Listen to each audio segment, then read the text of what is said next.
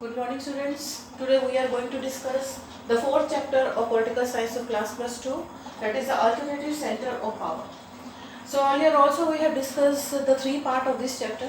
In first part we have read about the EU and the relations with that, and also in second part we have read about the relations of India with Pakistan, and in this chapter and after that in the third part we have discussed the relation of India with China, and this is the fourth part where we are talking about the Japan.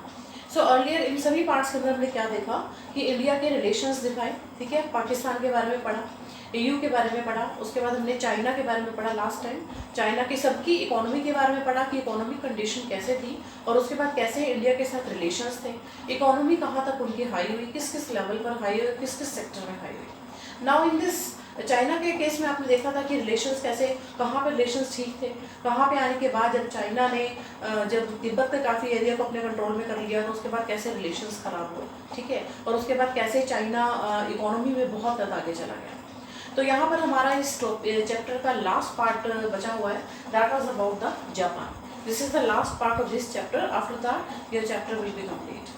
So let us discuss about the Japan. Japan की economic condition के बारे में यहाँ पर भी बात करेंगे जैसे हमने बाकी सबके बारे में किया था. So Japan they have a reputation for making technology. अब जब हम जापान के बारे में जब भी सुनते हैं तो जापान किस चीज़ में सबसे आगे लगता है? टेक्नोलॉजी के मामले में सबसे आगे है.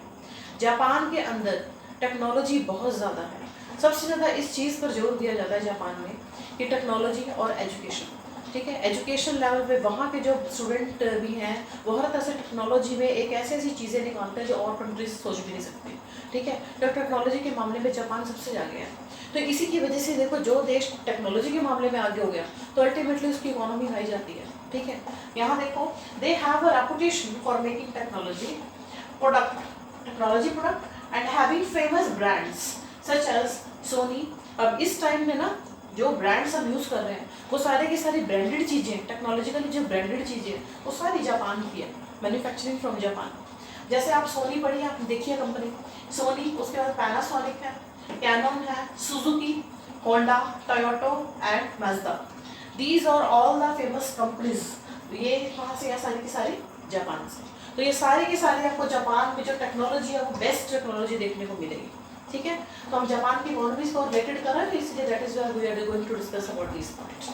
सो the next point is it is the second largest economy in the world. पूरे वर्ल्ड में जापान की जो इकोनॉमी है सेकंड नंबर पर आती है, ठीक है. कहीं ना कहीं हमने देखो जो जब हम इकोनॉमी की बात कर रहे हैं तो वहाँ में अपने चाइना का भी देखा कि चाइना किस तरह से सेकंड नंबर पर था और उसके बाद फर्स्ट पोजीशन पे भी आया. यूएसए से कंपेयर किया, ठीक है, उसके बाद पाकिस्तान को भी किया, और अब यहाँ पे हम जापान को कर रहे हैं कि अगर जापान इकोनॉमिक लेवल पर सबसे आगे क्यों गया? टेक्नोलॉजी की वजह से, ठीक है. तो इट इज़ द, अगर हम टेक्नोलॉजी की बात करते हैं तो उस मैटर में Japan is the second largest economy in the world. पूरे वर्ल्ड में ये सेकंड लार्जेस्ट इकोनॉमी जापान की थी. It is the only Asian member of the G8. ये एशियन की G8 का मेंबर है. Now the Japan is the only nation that suffered the destruction caused of nuclear bomb. अब आपने देखा था कि सिर्फ एक जापान ऐसी जगह थी टेक्नोलॉजी में इतना आगे होने की वजह से, ये जापान में ऐसी कंट्री थी, ऐसी जगह थी जो न्यूक्लियर बॉम्ब उसके ऊपर गिराया गया था उसके डिस्ट्रक्शन को बर्दाश्त कर गई. अगर ऐसा किसी और कंट्री में होता तो शायद उस डिस्ट्रक्शन को, उस विनाश को काफ़ी लंबे समय तक नहीं झेल पाता और काफ़ी लंबे समय तक उसकी इकोनॉमी ठीक नहीं होनी थी. लेकिन ये जापानी था जो हाई टेक्नोलॉजी होने की वजह से, जो जापान के ऊपर हिरोशिमा नागासाकी, आपको पता है जो यूएसए ने बम गिराए थे हिरोशिमा नागासाकी पर, तो उसमें इतना हैवी, इतना ज़्यादा डिस्ट्रक्शन हुआ था जिसको सोच कर, कल्पना करके डर लगता है, ठीक है. तो ये सिर्फ जापान ही था जो उस नुकसान को और इस त्रासदी को, उस डिस्ट्रक्शन को झेल गया, ठीक है. तो it is only because of the technology. Technological level पे, इकोनॉमिक लेवल पे जो कंट्री सबसे रिच है वो कहीं ना कहीं अगर उसके ड्रॉबैक्स होते हैं या कहीं इकोनॉमी नीचे भी आती है, कोई नेचुरल कैलामिटी होती है या कोई और त्रासदी हो जाती है, तो वो इकोनॉमिक लेवल पर अगर स्ट्रॉन्ग है तो अपने आप को पैसे भी करके वापस खड़ा कर लेती है. तो यही जापान में भी हुआ. जैसे हालात थे जब वो बम गिराए थे, इतना डिस्ट्रक्शन था कि सब कुछ खत्म हो चुका था और आने वाले बॉम्ब गिराने के भी कई सालों तक वो डिस्ट्रक्शन दिखता था, लेकिन उसके बावजूद भी जापान वापस से अपने उसी पोजीशन पे आ गया. And it is only because of the technological high economical growth. So Japan is the only nation that suffered the destruction caused by nuclear bomb and progress after it.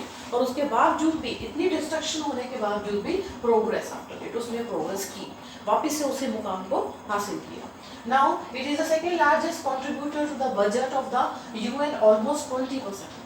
अब अगर हम इसके यूएन के budget की बात करते हैं, United Nations के, यूनाइटेड नेशन के बजट की अगर बात करते हैं तो यूनाइटेड नेशन के बजट में भी it has the second largest contributor.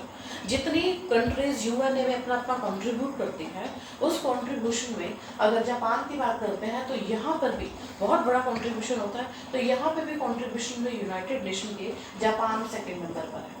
ठीक है. अब देखो जापान मिलिट्री एक्सपेंडिचर खर्चा, मिलिट्री के ऊपर जितना भी एक्सपेंडिचर हो रहा है is the only 1% of GDP. इसकी total GDP gross domestic product, ठीक है, गुड्स एंड सर्विसेज का हुआ है, तो इसका जीडीपी का, टोटल जीडीपी का जो 1% है, ये किस पे खर्च कर रहा है? मिलिट्री एक्सपेंडिचर टोटल खर्चा. मिलिट्री के ऊपर टोटल एक्सपेंडिचर हो रहा है इसकी टोटल जीडीपी का 1%. It is the 4th largest in the world. और यहाँ पर हमने पढ़ा बाकी सब में सेकंड पोजीशन पर है, लेकिन 4th मिलिट्री के मैटर में भी अगर ये अपना 4th इतना पार्ट दे रहा है तो ये 4th largest in the world. पूरे वर्ल्ड में 1% देने के बावजूद भी ये 4th पोजीशन पर आता है. और ये बहुत बड़ी बात है कि टोटल इकोनॉमी में यूएन में, यूनाइटेड नेशंस में ये 4th लार्जेस्ट में आता है वर्ल्ड में मिलिट्री एक्सपेंडिचर में. ठीक है. अब देखो, अब यूएन के जो कंट्रीब्यूटर्स थे, किसने कितना कंट्रीब्यूट किया था. देखो यूनाइटेड नेशन के कंट्रीब्यूटर्स की बात करते हैं कि कंट्रीब्यूशन क्या था. इसके अंदर यूएसए का कंट्रीब्यूशन था 23%. ठीक है. और उसके बाद जो जापान का था ओनली 1%. बहुत ज़्यादा फर्क है. देखो 1% कंट्रीब्यूट करने के बावजूद भी यूएन क्या था, वर्ल्ड पार्लियामेंट रन. इस यूएन के द्वारा ही ना, इसी कंट्रीब्यूशन के द्वारा, इसी वोट कंट्रीब्यूशन के बाद ये जो इसकी वर्ल्ड पार्लियामेंट है वो रन होती है यूनाइटेड नेशन की. ठीक है. तो ये कंट्रीब्यूशन बहुत इंपॉर्टेंट, बहुत ज़्यादा इंपॉर्टेंस रखता है.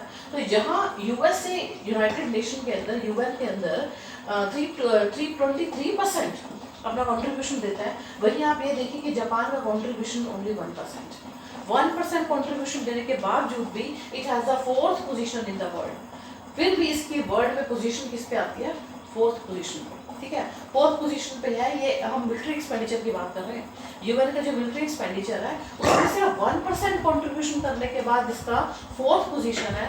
तो can you imagine if he contribute 10%, अगर वो अपनी टोटल जीडीपी का 10% कंट्रीब्यूट कर देता है तो मिलिट्री में भी, जो आज 4th पोजीशन में है, तो मिलिट्री में भी may be he was the 100 number in the world. तब भी वो मिलिट्री में भी यहाँ पे नंबर 1 पोजीशन में पहुँच जाएगा पूरे वर्ल्ड में.